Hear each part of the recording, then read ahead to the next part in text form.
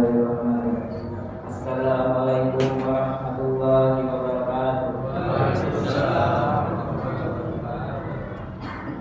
Innal hamdalillah nahmaduhu wa nasta'inuhu wa nastaghfiruhu wa na'udzu billahi min shururi anfusina wa sayyiati a'malina. Man yahdihillahu fala mudilla lahu wa man yudlil fala hadiya lahu. Asyhadu an la ilaha illallah wa asyhadu anna Muhammadan abduhu wa rasuluh.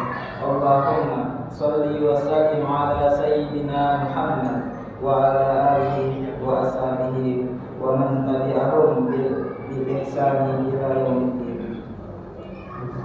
Alhamdulillah, segala puji dan syukur kita panjatkan kehadirat Allah Subhanahu wa taala atas segala rahmat dan nikmat-Nya. Kita dapat menjalankan ibadah di malam ini, yaitu malam ke-20 bulan Ramadan 1444 Hijriah yang bertepat pada tanggal 10 April 2023 Masehi. Salawat serta salam tidak lupa kita sampaikan kepada junjungan kita Nabi Muhammad sallallahu alaihi wasallam, kepada keluarganya, sahabatnya serta umatnya hingga akhir zaman. Kaum muslimin rahimahullah, sebelum kita melaksanakan ibadah salat tarawih berjamaah malam ini, izinkan kami sebagai MC menyampaikan beberapa pengumuman. Pertama, yang bertindak sebagai petugas pada malam ini adalah Farul sebagai MC, Bapak Maulana Ihar sebagai imam salat Isya, dan Ustadz Anjar Ramdana sebagai imam salat tarawih, qunut, dan witir. Adapun Andre Al-Farisi sebagai Bilal, alhamdulillah semuanya telah berada di tengah-tengah kita. Sementara itu, untuk petugas pada esok malam adalah Zahid sebagai MC, Bapak Haji Muhammad Toha sebagai imam salat Isya, dan Ustadz Heru Kabarianto sebagai imam salat tarawih, qunut, dan witir. Adapun Kemal Abdurrahman sebagai Bilal kepada bapak-bapak diharapkan untuk mempersiapkan diri. Kedua, laporan hasil pengumpulan infak dan sedekah untuk malam sebelumnya yaitu berjumlah Rp455.000. Total berjumlah Rp12.370.000. Untuk itu kami ucapkan jazakumullah khairan katsiran kepada jamaah yang telah menginfakkan hartanya di jalan Allah. Semoga Allah Subhanahu wa taala membalas dengan kebaikan berlipat ganda. Ketiga, sedekah untuk berbuka puasa di musala dari warga RT 004, RW 04 dan RW 03. B. Bagi yang mau zakat fitrah bisa menyerahkan zakatnya pada ba'da salat tarawih maupun ba'da salat asar. C. Sedekah air mineral sebanyak 5 dus dari hamba Allah RW 03. D. Mohon dukungan doa untuk Bu Haji Sri Winarsi RT 002 RW 04 yang lagi berangkat umrah. Selanjutnya, marilah sama-sama kita baca surat Al-Fatihah dengan harapan agar kita dan juga keluarga di rumah senantiasa Allah berikan kesehatan, panjang umur, rezeki yang banyak, kemudian kemudahan dalam segala urusan dunia. Al-Hadiniyah walaupun isniyatin sholihah bi barakati ulumul Quran. Al-Fatihah.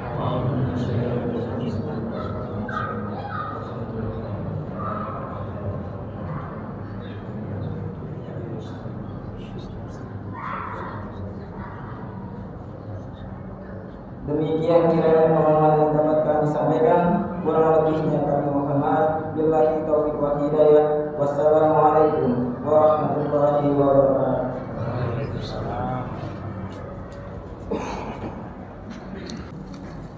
Bismillahirrahmanirrahim. Assalamualaikum warahmatullahi wabarakatuh. Alhamdulillahi rabbil alamin. Wassalatu wassalamu ala ashrafil anbiya'i wal mursalin wa ala alihi wa ashabihi ajma'in, amma ba'du. Alhamdulillah, segala puji syukur kita panjatkan kehadirat Allah Subhanahu wa taala, Tuhan sekalian alam yang telah memberikan kepada kita kenikmatan yang tiada terhingga, wabil khusus nikmat iman, Islam, sehat wal afiat, sehingga kita dapat menunaikan ibadah saum Ramadan. Dan di malam ke-20 ini kita telah melaksanakan qiyam Ramadan, yaitu berdiri melaksanakan sholat di malam bulan Ramadan. Salawat serta salam tidak lupa kita sampaikan kepada junjungan kita Nabi besar Muhammad, kepada keluarganya, sahabatnya, dan orang-orang yang setia mengikutinya hingga akhir zaman. Baik Bapak Ibu sekalian, ini kedua kalinya kami berdiri di atas mimbar. Mungkin di pertemuan pertama masih ada yang ingat bahwa kami menyampaikan dua tugas manusia di muka bumi ini. Yang pertama adalah sebagai hamba, yaitu beribadah kepada Allah Subhanahu wa taala. Tidak hanya manusia, tetapi jin pun diciptakan untuk beribadah. Yang kedua adalah sebagai khalifah, yaitu bagaimana kita menjalankan peran kepemimpinan di atas muka bumi ini, baik terhadap binatang, hewan, batu-batuan, dan juga kepada manusia itu sendiri. Karena itulah yang akan menjadi amal soleh kita. Nah, pada kesempatan ini kami akan melanjutkan tentang bagaimana kita menjadi tidak jauh-jauh, yaitu manusia yang diharapkan oleh Allah Subhanahu wa taala. Manusia memiliki dua komponen. Kalau Bapak Ibu yang suka otak-atik gadget ya, di dalam komputer, di dalam handphone ada komponen. Ada software, ada hardware. Ada perangkat keras, ada perangkat lunak. Begitupun manusia. Manusia terdiri dari dua komponen. Komponen fisik atau komponen jasad, itu yang pertama. Dan yang kedua adalah komponen ar-ruh, yaitu komponen spiritualitas yang ditiupkan Allah kepada jasad manusia. Ketika jasad bertemu dengan ruh, inilah yang dinamakan dengan nafsu. Kalau jasad adalah komponen yang berasal dari fisik, sama seperti binatang, sama seperti tumbuh-tumbuhan, dia memiliki kebutuhan dan juga dia memiliki sifat yang mirip-mirip dengan binatang. Sedangkan ruh berasal dari Allah Subhanahu wa taala, spiritualitas, dan ketika duanya bertemu ada suatu kesadaran, ada suatu kehidupan yang namanya diri, atau kita sebut dengan nafsu. Apa sih nafsu?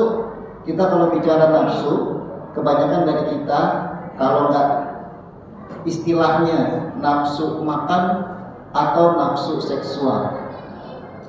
Tidak sepenuhnya salah, tapi juga tidak sepenuhnya benar. Nafsu itu adalah diri yang kita sadari. Kalau bapak-bapak, ibu-ibu sekarang ada di sini, ya, kemudian sadar bahwa Bapak Ibu sedang beribadah, itu nafsu kita. Nafsu kita sedang beribadah. Kesadaran kita terhadap apa yang kita lakukan, terhadap kita ini di mana, itu adalah nafsu.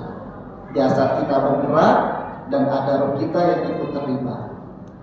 Nah, menurut Imam Al-Ghazali, nafsu di dalam Al-Quran itu ada 3 kondisinya.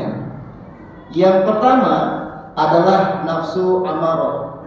Ini ayatnya ada di surat Yusuf, cerita tentang Nabi Yusuf yang waktu itu digoda oleh Siti Zulaikha. Ayatnya berbunyi, wa ma ubari'u nafsi inna nafsa la'amaratun bisu. Artinya Nabi Yusuf berkata, sesungguhnya aku tidak melepaskan kekang dari diriku sendiri. Jadi waktu dia digoda oleh Siti Zulaikha, dia sebenarnya juga mengendalikan diri dia, mengendalikan nafsu dia. Dan dia bilang, inna nafsa la'amaratun bisu. Sesungguhnya nafsu saya itu, sesungguhnya nafsu itu mendorong kepada hal-hal yang buruk. Kalau Nabi Yusuf ketika itu mengikuti nafsunya, dia bisa merusak rumah tangga majikannya, berbuat zina kepada majikannya, yang tentu saja tidak diridhai oleh Allah Subhanahu wa taala dan membuat kerusakan terutama kepada keluarga majikannya dan juga tentunya kepada dirinya sendiri. Nah, nafsu amarah menurut Imam Al-Ghazali itu ada di setiap kita manusia, yaitu ketika kita mengeluarkan sifat-sifat kebinatangan kita, dan ini sumbernya dari jasad atau fisik kita. Puasa memerintahkan kita untuk mengekang nafsu amarah ini. Dengan cara apa? Mengekang nafsu yang sumbernya berasal dari fisik, makan, minum, dan seksual. Ya, jadi yang pertama adalah nafsu amarah. Setiap orang punya sifat kebinatangan yang harus dikendalikan, bukan sebaliknya, dikendalikan oleh nafsu amarahnya. Orang yang dikendalikan oleh nafsu amarahnya, dia akan terlibat pada lingkaran setan. Kalau kita masyarakat awam menyebutnya dunia gelap. Mungkin Bapak Ibu ada yang pernah dengar dunia gelap. Kalau bisa kita jangan ke sana ya Bapak Ibu ya. Seperti lingkaran setan, nggak putus-putus. Kenapa? Sifat kebinatangan yang ada di sana. Homo homini lupus, manusia makan manusia, pembunuhan, kekerasan dan sebagainya demi hawa nafsu kebinatangan. Dunia gelap. Nah, kita diperintah untuk menekan hawa nafsu amarah. Yang kedua menurut Imam Al-Ghazali adalah nafsu lawamah. Kalau nafsu amarah ini tidak mengenal tentang cahaya keimanan, cahaya keilmuan, nafsu lawamah adalah nafsu yang mulai mengenal cahaya keimanan dan cahaya keilmuan. Bukan binatang lagi. Tetapi nafsu lawamah ini artinya nafsu yang berubah-ubah, tidak stabil. Dia tergoda untuk melakukan kemaksiatan, habis itu dia menyesal. Makanya disebut lawamah. Lawamah itu artinya bolak-balik. Kalau kayak speedometer itu bergerak ya. Kanan kiri, melakukan maksiat menyesal, melakukan maksiat menyesal. Orang beriman banyak yang di nafsu lawamah. Makanya kita diajarkan untuk membaca satu doa yang tidak hanya mengenal tentang kebenaran, tapi juga diberikan kekuatan untuk berpijak pada kebenaran itu. Ada yang tahu doanya? Allahumma arinal haqqa haqqa warzuqna tibaa wa arinal batila batila warzuqna tinaba. Allahumma, ya Tuhan kami, arinal haqqa haqqa, tunjukkan kepada kami bahwa yang benar adalah benar, warzuqna tibaa, dan berikan rezeki kepada kami agar kami terhindar daripada warzuqna tibaa, dan berikanlah rezeki atau kemampuan bagi kami agar kami dapat melaksanakan kebenaran itu. Wa arinal batila batila, dan tunjukkanlah kepada kami bahwa yang batil adalah batil, warzuqna tinaba, dan berikan rezeki kemampuan kepada kami agar terhindar dari kebatilan itu. Bapak Ibu sekalian, kalau kita meninggal dengan nafsu lawamah, ini kebanyakan meninggal dengan tidak tenang. Bahasa psikologi ada unfinished business. Seorang ayah yang pernah berbuat kesalahan kepada anaknya di masa lalu dan kemudian tidak dia selesaikan. Seorang suami kepada istrinya, seorang anak kepada orang tuanya, seorang teman kepada temannya. Kalau misalnya ada unfinished business, masalah yang belum diselesaikan, maka dia bisa berpulang kepada Allah dengan nafsu lawamah.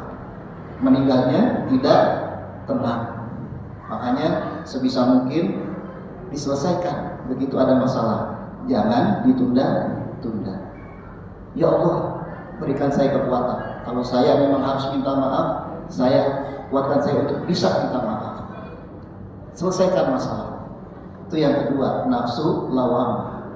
Dan nafsu yang ketiga, dan ini adalah nafsu yang berada di puncak kenikmatannya, yaitu nafsu al-mutmainnah. Al-mutmainnah artinya tenang. Kita sering mendengar imam membacakan surat Al-Fajr yang salah satu ayatnya berbunyi, ya ayyatuhan nafsul mutmainnah irji'i ila rabbiki radiyatun mardiyah fadkhuli fi ibadi wadkhuli jannati. Wahai jiwa-jiwa yang tenang, wahai nafsu-nafsu yang tenang, yang sudah dirahmati Allah, yang sudah melaksanakan ilmu yang dia ketahui, yang sudah berjalan di atas keimanan, pulang, irji, pulang, ila rabbiki, kepada Tuhanmu, radiyatun mardiyah, karena kamu sudah diridhoi.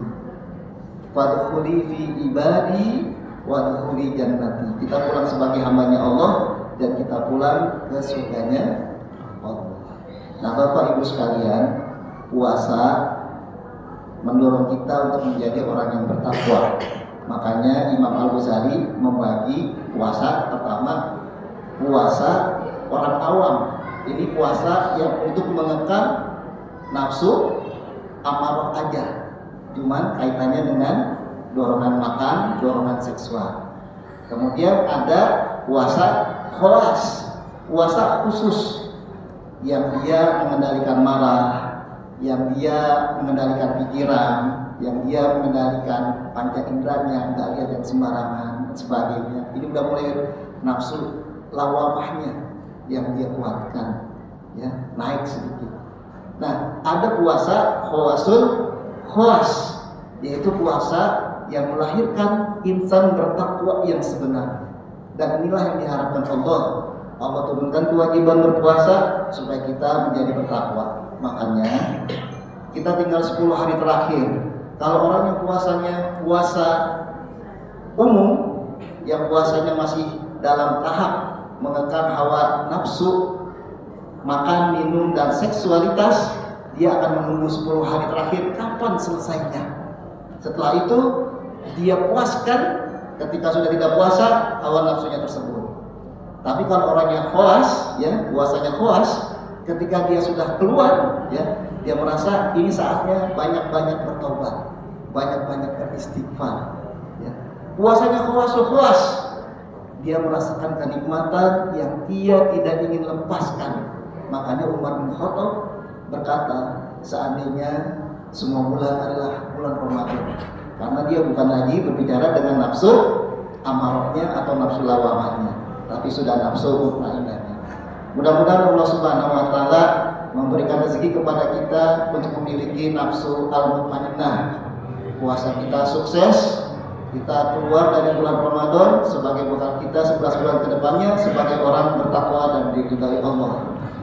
Sekian dari kami, mohon maaf apabila ada kesalahan. Billahi taufiq wal hidayah. Wassalamualaikum warahmatullahi wabarakatuh.